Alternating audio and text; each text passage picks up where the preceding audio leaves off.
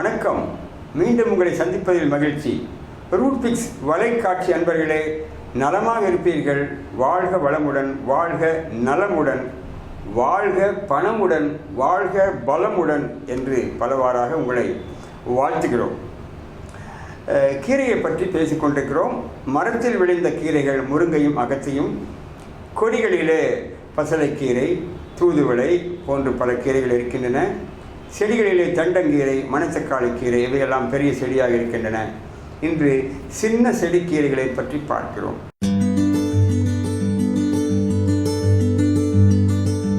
முளைக்கீரை, அருகீரை, சிறுகீரை, காட்டுக்கீரைகள் என்று பல இருக்கின்றன. அவையெல்லாம் சின்ன சின்ன செடியாக இருக்கும் பொழுது பிடுங்கி வந்து விடுவார்கள். இதை தனித்தனியாக சொல்வதற்கு ஒன்றுமில்லை. பொதுவாக கீரை என்றால் அதில் பச்சையம் இருக்கிறது, குளோரஃபில். பச்சிலைகளில் பச்சையம், அது இரத்தத்தை விருத்தி செய்யும்.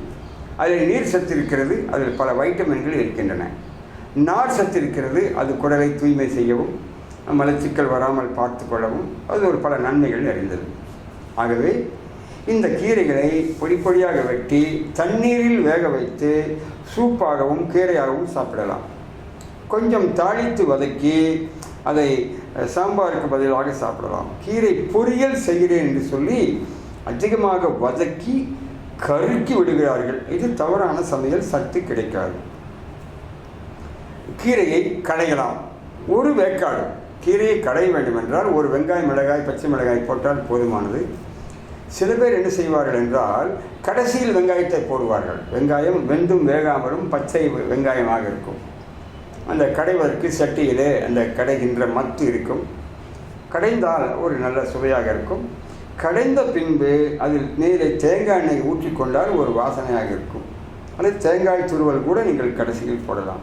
தேங்காய் எண்ணெய் தான் ஊற்ற வேண்டுமில்லை, தேங்காய் துருவல் கலந்து கொண்டு அதனை சாதத்தில், கம்பு சாதத்தில், ராகி களியில் கலந்து பிசைந்து சாப்பிட்டால் நன்றாக இருக்கும். ஆகவே இந்த கீரைகளை சுத்தம் செய்யும் பொழுது கொஞ்சம் தண்டு பகுதியை சேர்த்து கொள்ளலாம். அதில் சில சத்துக்கள் இருக்கின்றன. தண்டு பார்ப்பதற்கு கெட்டியாக இருக்கும், வெந்த பின்பு அது லகுவாக ஆகிவிடும்.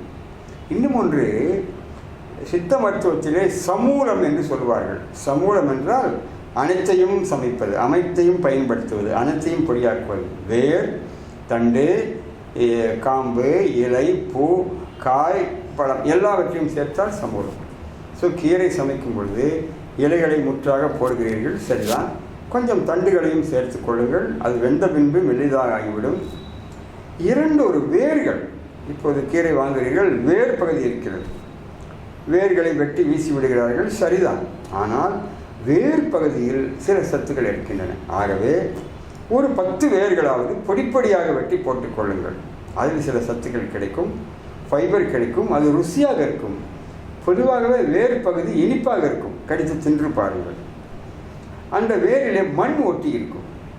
மண்ணில் கூட பல சத்துக்கள் இருக்கின்றன. ஆகவே ரொம்பவும் சுத்தக்காரியாக அதை கழுவிக்கொண்டே இருக்க வேண்டாம் என்று சொல்கிறேன். ஸோ நீங்கள் வாங்குகின்ற ரசாயன மருந்துகளை விட இயற்கை எண்ணெயின் மண் நன்மைதான் செய்யும், தீமை செய்யாது. மண்ணையே மருந்தாக தின்கின்ற பழக்கம் இருந்திருக்கிறது. கிளிகளும் குரங்குகளும் மண்ணை தின்கின்றன. ஒரு மலையிலே வருடந்தோறும் சில கூட்டமாக லட்சக்கணக்கான கிளிகள் அங்கே மலையில் இருக்கக்கூடிய அந்த மண்ணை சாப்பிடுகின்றன. வீட்டில் வளர்க்கக்கூடிய லவ் பேர்ட்ஸ் என்று சொல்லக்கூடிய வண்ணக்குருவி பறவைகளுக்கு மண் கட்டி, செங்கல் கட்டிகளை வைப்பார்கள், அது சாப்பிடும். ஆகவே பெண்கள் கூட மண்ணை சாப்பிட்டிருக்கிறார்கள், சுண்ணாம்பு சாப்பிட்டிருக்கார்கள், ஓடக்கல் என்று சொல்லக்கூடிய கல்லை சாப்பிட்டிருக்கார்கள், விபூதி சாப்பிடுவார்கள், சாக் பீஸ், நாமக்கட்டி, இதெல்லாம் உடம்பு தேவைப்படும் பொழுது சாப்பிட்டிருக்கிறார்கள். ஆகவே வேரை 1-2 வேர்களை போடுங்கள், அதில் சத்துக்கள் கிடைக்கும், ருசி அதிகமாகும். ஆகவே இலையை மட்டும்தான் சாப்பிட வேண்டும் என்று பிடிவாதம் பிடிக்காதீர்கள். இப்படி கீரையை பலவிதமாக சாப்பிட்டால் உங்களுக்கு பல நோய்கள் போய்விடும். முக்கியமாக அமிலத்தன்மை குறையும், இரத்தம் சுத்தமாகும், இரத்தம் விருத்தியாகும். இன்னும் பல வைட்டமின் சத்துக்கள் தினசரி சாப்பிட்டால் கிடைக்கும். வாரத்திற்கு ஒரு நாள் கீரை சாப்பிடுகிறேன் பேர் வழி என்றால் அது ஒரு நன்மையும் கிடைக்காது.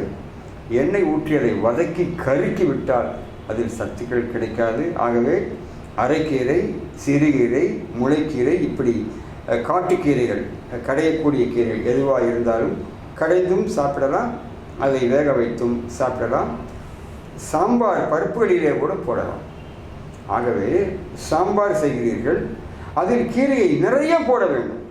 சில பேர் சாம்பார் செய்தார்கள் என்றால் 4 கத்திரிக்காய் துண்டு இருக்கும், அதை 4 பேர் சாப்பிடுவார்கள். அப்படி அல்ல, சாம்பாரில் பருப்புகளிலே கீரையை நிறைய போட வேண்டும். இப்படி கீரையை நீங்கள் சாப்பிடலாம். இரவில் கீரை சாப்பிடலாமா? இன்னொரு பதிவிலே நாம் பார்ப்போம். ஸோ அன்றாடம் கீரையை சாப்பிட்டால் நாம் நன்றாக வாழலாம் என்கின்ற கருத்தை மனதிலே இருத்திக்கொண்டு கீரையை விரும்புங்கள். கீரையை விரும்பினேன் என்று ஞானிகள் பாடியிருக்கிறார்கள். ஆம், ஞானிகள் கீரையை மட்டும் சாப்பிட்டு கொண்டு வாழ்ந்திருக்கிறார்கள். கந்த மூலங்களேனும் சருகுகளேனும் இருந்தால் கூட எனக்கு போதும் என்று ஒரு ஞானி பாடுகிறார். காய்ந்து போன இலை சருகை சாப்பிட்டாலே அது உடலுக்கு தேவையான அனைத்து சத்துக்களையும் தரும் என்று ஞானிகள் சொல்லியிருக்கிறார்கள். ஆகவே கீரை கொஞ்சம் வாடி போயிருந்தாலும் கூட வாங்கி வாருங்கள். ஃப்ரெஷ்ஷாக கீரை வாங்குவார்கள். ஆனால் அதை வாட்டி வதக்கி கருக்கி சுருக்கி சாப்பிடுகிறார்கள். என்ன பயன்? ஸோ கொஞ்சம் வாடி இருந்தால் என்ன, பரவாயில்லை, வாங்கி வந்து சந்தோஷமாக சாப்பிடுங்கள். நன்றி, வணக்கம்.